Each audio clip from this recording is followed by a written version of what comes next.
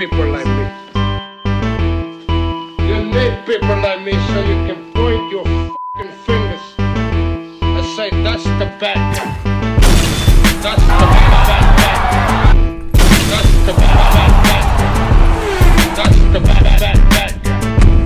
That's the bad guy.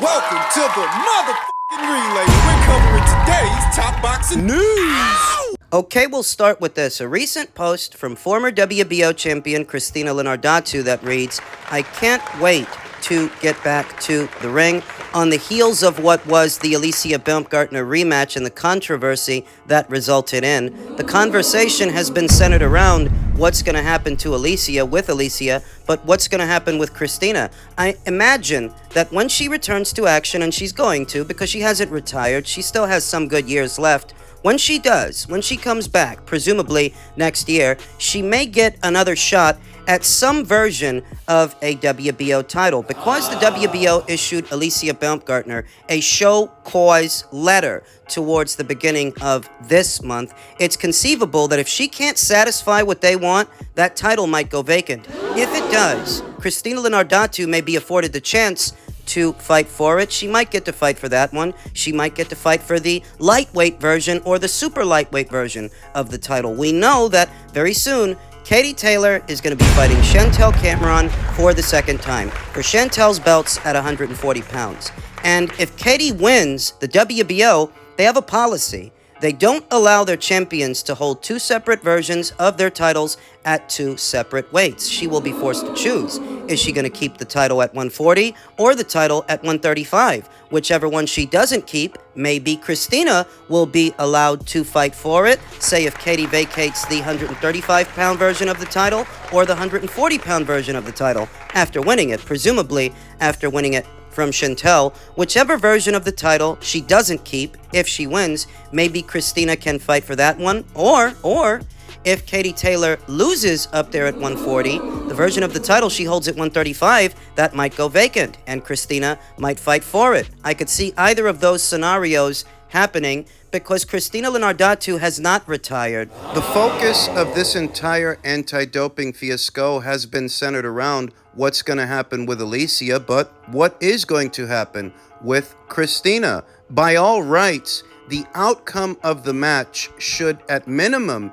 be overturned, and it still hasn't. I can't tell you why or how all of this is going to end. I can only tell you what usually happens in these situations. And usually, if after a match, a fighter ends up testing positive for a banned substance, the outcome of that match is ruled a no contest. Now, maybe you believe that Alicia Baumgartner is in fact innocent and all of this is a misunderstanding, and I don't know. Maybe it is. But what usually happens in these situations is the outcome of the match is overturned and the fighter is stripped. I've already heard rumors from out of Uzbekistan, where the World Boxing Council's convention was held this year, that the WBC title has been announced as being vacant. And that was earlier this week. The WBO title, that one may be the next to follow because they issued Alicia Baumgartner a show cause letter to show cause why she should be allowed to remain WBO champion in light of what happened. Maybe some of you out there would like to give Alicia the benefit of the doubt, but I hardly think Christina wants to give Alicia the benefit of the doubt, because if you're Christina, from where you're sitting, you already fought this fighter before, and you already beat this fighter before, years ago. Years later, when you do a rematch and you lose, you find out the fighter tested positive for some banned substance. Well, it looks the way that it looks. To Christina, it does. So even if some of you out there would like to give Alicia the benefit of the doubt, Christina doesn't. In all likelihood, She doesn't, and she wants recompense. I think she'd like another crack at the apple, and I think that because she's been a WBO champion already, she's been a WBO champion 2 times before, the WBO might so afford her another opportunity in light of what happened. The inconvenient truth is that in this situation, what usually happens to fighters like Alicia that find themselves in this situation, they're usually stripped. Very few end up clearing their names. And in the eyes of the fans, they're never truly clear. They're never truly clean. Those are the consequences. Without condoning or condemning, that's what usually happens. That's how it goes.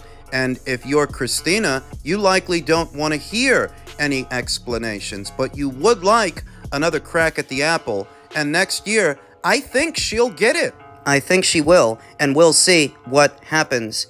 In other news, recapping some of last night's action, part of the Top Rank show, what was the co-main event, the fight between Emmanuel Navarrete, the champion, and Robson Conceicao, the challenger and Olympic gold medalist from out of Brazil. Ahead of the fight, I expected it to be difficult for Emmanuel Navarrete because he hasn't really been at this weight very long, and nobody, not really, has had it all their way with Robson Conceicao. He's a tough customer. What I would usually describe as a pure boxer, he was more boxer-puncher in this fight, asserting himself and getting off to a very good start. I had Robson Conceicao winning 4 of the first 5 rounds. Good textbook boxing. Managing the distance as Emmanuel would try to come forward, put punches together, get in his face. Robson would take that half step back, let go of some counter shots, staying on the balls of his feet and fighting off Emmanuel Navarrete, an explosive pressure fighter, an awkward pressure fighter with a great engine, great gas tank,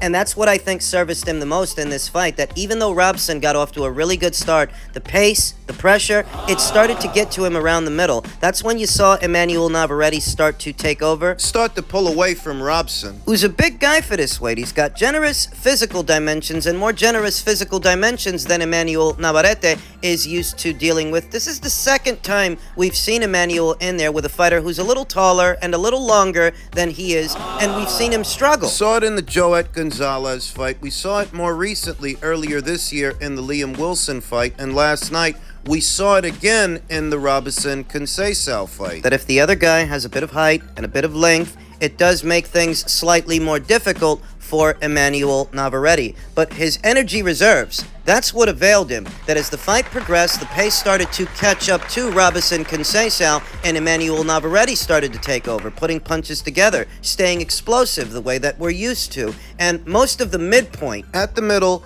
and towards the end, you saw Emmanuel start to take over. He scored 2 knockdowns. Robson picking himself up off the canvas both times, showed real grit, real determination, and hung in there, weathering the storm, and still had enough left in the tank to pick up the 12th and final round. I want to say that I could have seen Emmanuel get the decision, though overall, I've no complaints with the draw. It was really an even fight. The knockdowns really helped Emmanuel Navarrete's case. Both fighters acquitted themselves well. The Robson Conceicao that I saw yesterday would give any one of the other champions at this weight a lot of problems. Hector Luis Garcia, Oshaki Foster, Joe Cordina, who was in action not but a little over a week ago, struggling with the lesser-known Vasquez. If you struggled with Vasquez, how would you fare against Conceicao? Moreover, how would you fare against Vaquero? You guys know how I feel about it. I would pick Emmanuel Navarrete to beat any one of the 3 champions, the other 3 champions,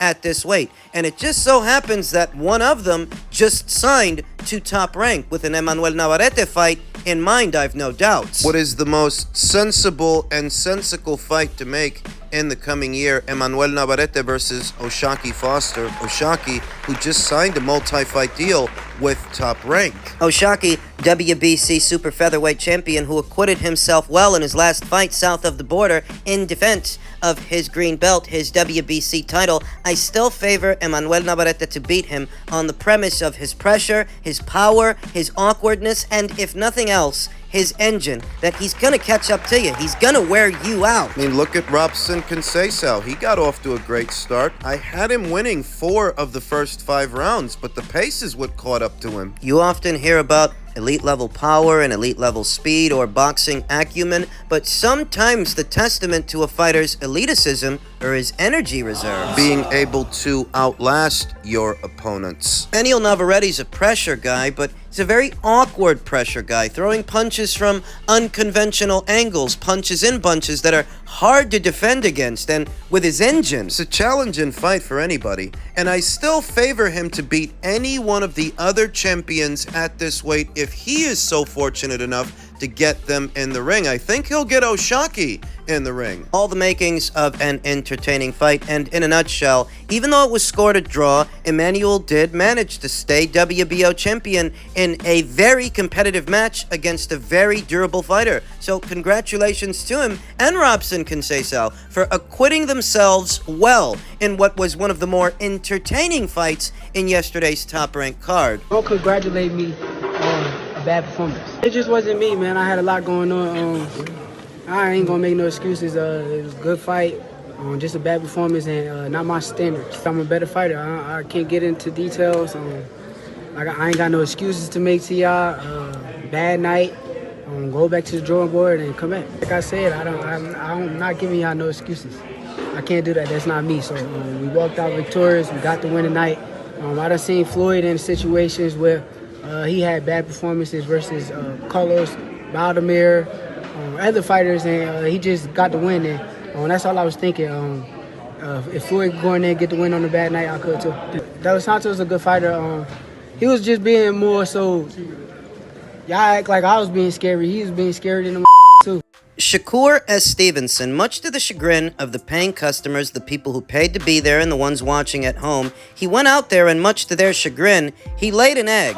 And he laid an egg for the second time. It's not the first time that Shakur Stevenson has gone out there and put on a ho-hum performance and won a ho-hum decision. This is what we saw in the Nicotila fight. That when Shakur Stevenson is faced with a fighter that's got a little bit of height, a little bit of length, and perhaps a little bit of power, he's very cautious, very tentative, and he doesn't let his hands go. He won't engage. That's what we saw yesterday. The bane of the pure boxer. The outside fighter, that in being that outside fighter, outside jabber, safety first, economic, not putting very many punches together while limiting their opponent's countering opportunities, they're also limiting the entertainment value of the show. And rest assured, this is a show. This still is the entertainment business, and to some degree, the fighters, the athletes, are tasked with entertaining an audience. If you were watching this thing with the volume on, you likely heard those in attendance booing these guys for all of 36 minutes, from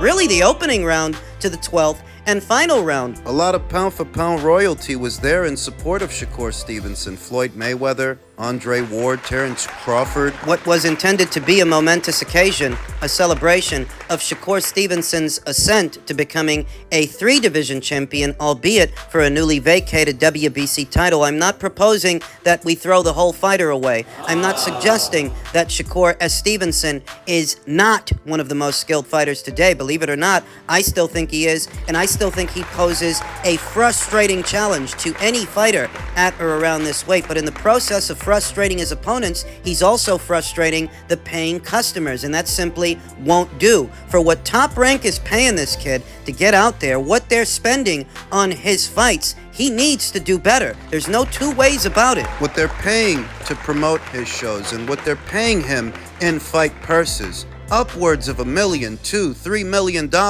just for him to go out there and stink out the joint, being too cautious, being too careful. Nothing happened. There's not much to recap because nothing happened. It was a monotonous affair to where Edwin De Los Santos will double up on his jab, try for a couple of shots, at which point Shakur would bounce out of range to stay out of harm's way, move around, then reset. That's all they did. Neither fighter landed much of anything, though credit to Edwin De Los Santos for trying. He seemed to have given it a more earnest effort to try and push the action, whereas Shakur was content just not getting hit. Fighting half a fight and not getting hit. You often hear the sport of boxing referred to as hit and not get hit. And while Shakur wasn't getting hit, he wasn't doing much hitting either. He wasn't doing much of anything, just bouncing out of range, bouncing out of harm's way, moving around, then resetting. And when that didn't happen, they ended up in a clinch. If by some chance these two very squirrely fighters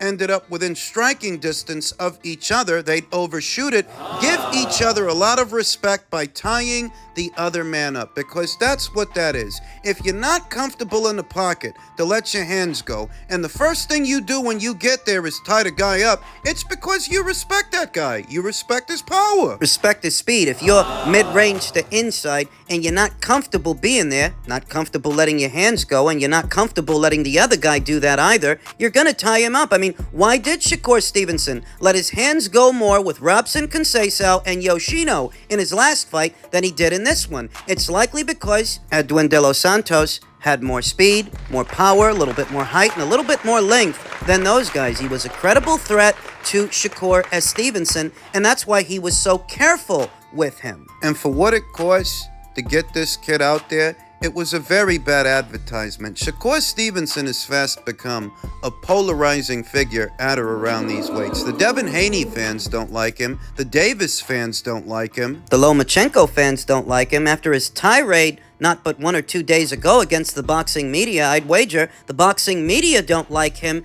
that much either. Shakur Stevenson is making enemies fast.